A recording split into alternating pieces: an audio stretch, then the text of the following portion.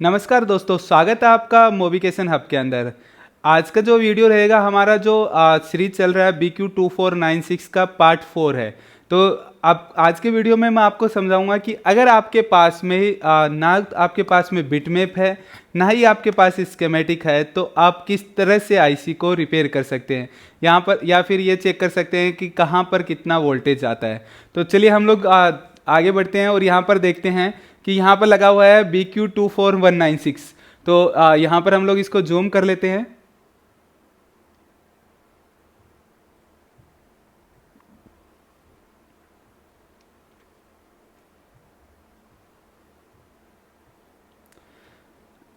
देखिए यहाँ पर लगा हुआ है BQ24196। अभी आपको क्या करना है, यहाँ पर काउंटिंग स्टार्ट करना है, क्योंकि हमें पता है कि ये आईसी होता है 24 पिन का। तो हम लोग यहाँ पर काउंटिंग स्टार्ट करते हैं। देखिए काउंटिंग जब भी आप स्टार्ट कर रहे हैं तो जो नंबर्स होते हैं, नंबर्स आपका एंटी क्लॉकवाइज काउंट होते हैं। यहाँ पर अल्फ़ाबेट यूज नहीं किए जाते हैं। तो यहाँ पर हम लोग नंबर को काउंट करते हैं।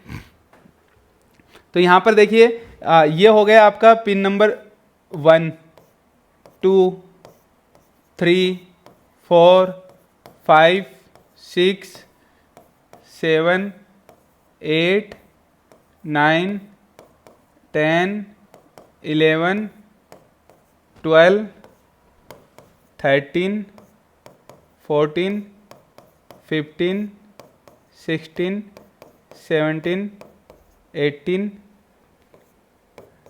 19 20 21 22 23 और ये 24। तो इस तरह से आप पिन जो है पिन को काउंट कर सकते हैं। अब आपको चेक करना है कि हमें ना तो हमारे पास बिट मैप है ना ही हमें स्कीमेटिक है। तो हम लोग कैसे कैसे चेक करें। तो यहाँ पर देखिए आईसी कौन सा है, BQ24196। अभी ये आईसी है। इसके आईसी का अगर आप डाटा शीट पढ़ते हैं या फिर आईसी को चेक करते हैं, अगर ये भी नहीं देखना चाहते तो आप हमारा पार्ट 1 या पार्ट 2 या पार्ट 3 वीडियो को देख सकते हैं इस आईसी के, जिसमें हमने बता रखा है कि step by step 1 number pin कहाँ काम आती है, 2 नंबर पिन कहाँ काम आती है। तो यहाँ पर आप देखेंगे तो जो वी बस आता है पिन नंबर 1 और 24 के ऊपर वी बस इनपुट होगा। ठीक है, अभी वी बस इनपुट होगा यहाँ पर। तो वी बस के अंदर क्या होता है, 5 वोल्टेज। यहाँ पर 5 वोल्टेज आता है। तो आपको क्या चेक करना है, यहाँ पर 5 वोल्टेज चेक करना है। अभी आपको क्या करना है कि अगर 5 वोल्टेज चेक करना है तो पिन नंबर 23, पिन नंबर जो 23 है, 23 नंबर पिन के ऊपर होता है हमारा PMID। तो पिन नंबर 23 ये रहा, पिन नंबर 23 पर PMID होता है। तो इसके ऊपर आपके पास में एक कैपेसिटर लगा होगा या फिर 2। तो यहाँ पर आप देख पा रहे हैं कि ये कैपेसिटर जो लगा हुआ है, जहाँ तक है ये कैपेसिटर आपको PMID का मिलेगा। तो इस वाले कैपेसिटर पर आपको क्या चेक करना है, 5 वोल्टेज चेक करना। अगर 5 वोल्टेज आया तो इसका मतलब समझ जाओ कि आपका यहाँ तक 5 वोल्टेज इनपुट हो चुका है। अब जैसे 5 वोल्टेज इनपुट हो गया तो पिन नंबर 19 और पिन नंबर 20 से स्विचिंग होता है, और स्विचिंग होने के बाद में एक कॉइल के ऊपर आता है। तो ये जो कॉइल के ऊपर आता है, इस वाले वोल्टेज को हम लोग बोलते हैं VPH वोल्टेज। ठीक है, यहाँ पर VPH वोल्टेज आता है। और इसके बाद में आप देखेंगे तो इसी लाइन में ही एक कैपेसिटर कनेक्टेड रहता है पिन नंबर 21 से, जिसे हम लोग बोलते हैं BTST। ठीक है, BTST नाम होगा।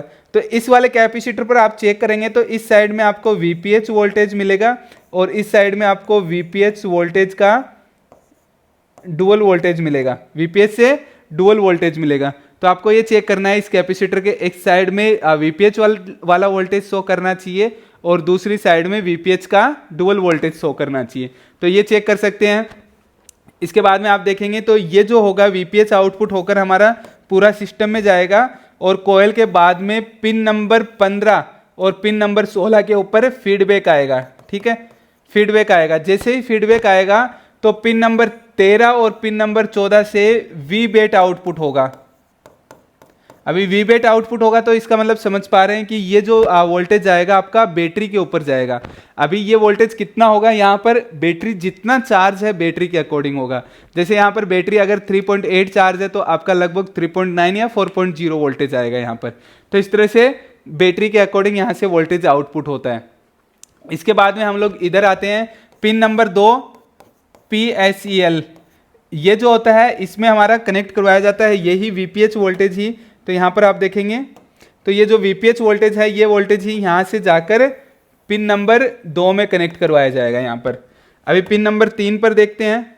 पिन नंबर 3 और पिन नंबर 4, पिन नंबर 3 होता है PG और पिन नंबर 4 होता है STAT। ये जो पिन है, ये पिन किसी मॉडल में यूज किया जाएगा और किसी मॉडल में NC छोड़ा जाएगा। इसके बाद में पिन नंबर 5 और पिन नंबर 6, पिन नंबर 5 और पिन नंबर 6 है वो कनेक्ट किया जाएगा आपका CPU से, ठीक है, यहाँ पर CPU से कनेक्ट किया जाएगा। और ये जो वोल्टेज है जो HDACL का लाइन है, यहाँ पर इनका नाम होगा HDACL, ठीक है, HCL। तो यहाँ पर ये जो एक पुलअप रजिस्टर लगाया जाएगा दोनों के ऊपर, और उन दोनों पर आपको 1.8 वोल्ट दिया जाएगा। ये 1.8 वोल्ट देता है हमारा PMIC, ये 1.8 वोल्ट देगा पावर IC। और यहाँ पर मैक्सिमम टाइम जो रजिस्टर यूज किए जाएंगे 2.2 किलो ओम के रजिस्टर यूज किए जाएंगे। तो ये जो रजिस्टर आपको चेक कर लेना है, अगर इनका रजिस्टर का वैल्यू भी ऊपर नीचे मिला, यहाँ पर दोनों रजिस्टरों का वैल्यू हमेशा सेम होता है। अगर वैल्यू ऊपर नीचे मिला या फिर यहाँ पर 1.8 वोल्ट नहीं आ रहा है, तो आपके चार्जिंग में कुछ न कुछ एरर आने वाला है। जैसे आपका फेक चार्जिंग का इश्यू आ जाए या फिर आपका चार्जिंग स्लो होने लग जाए, ऐसे कुछ एरर शो करेगा। इसके बाद में 7 नंबर पिन होता है INT का लाइन। ये इंटरप्ट वाला लाइन भी आपका CPU से कनेक्ट किया जाता है, और यहाँ पर भी एक पुलअप रजिस्टर लगा हुआ होगा, वो रजिस्टर 10 किलो ओम का होगा, और इसमें भी 1.8 वोल्ट ही दिया जाएगा यहाँ पर। तो इसके बाद में हम लोग आगे देखते हैं। पिन नंबर 8, पिन नंबर 8 होता है OTG।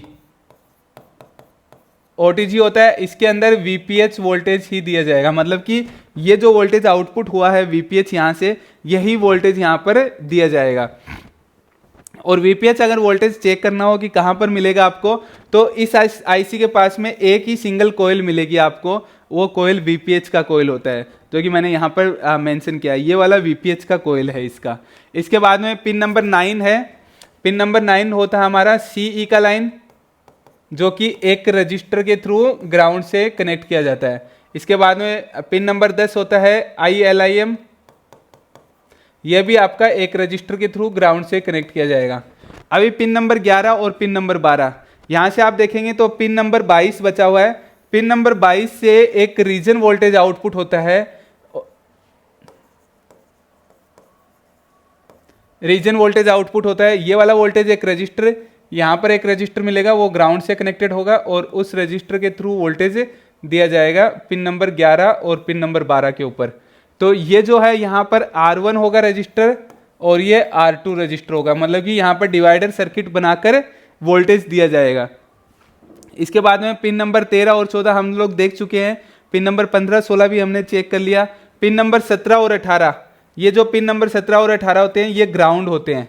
पिन नंबर 17 और 18 जो होगी हमारी ग्राउंड होगी। 19, 20 नंबर पिन देख लिया हमने। 21 नंबर पिन पर BTST होता है। 22 नंबर पिन पर हमारा रीजन वोल्टेज आउटपुट होता है। 23 नंबर पिन पर PMID कैपेसिटर होता है, और 1 और 24 नंबर पिन के ऊपर V बस आता है।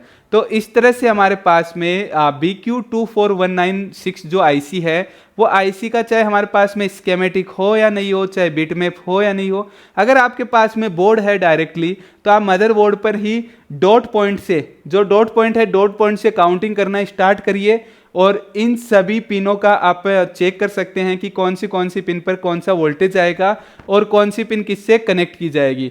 तो ये वीडियो को अगर आप पूरा देखा है अभी तक, तो ये सारी चीज़ें आपको समझ में आ जाएगी। और अगर आपको यहाँ से और भी ज़्यादा इन्फॉर्मेशन चाहिए, तो आप हमारा इसी सीरीज़ का पार्ट 1 देख सकते हैं। वहाँ पर कंप्लीटली एक डायग्राम के थ्रू एक डायग्राम के थ्रू कंप्लीट हमने बताया है। और जो पार्ट 1 है उसका जो लिंक होगा आपको डिस्क्रिप्शन में मिल जाएगा। तो आशा करता हूँ कि आपको ये जो IC है, ये IC कंप्लीट समझ में आई होगी। इसी के ही नेक्स्ट पार्ट आते रहेंगे आगे। आपको कौन से मॉडल के ऊपर चाहिए, आप हमें कमेंट कर सकते हैं।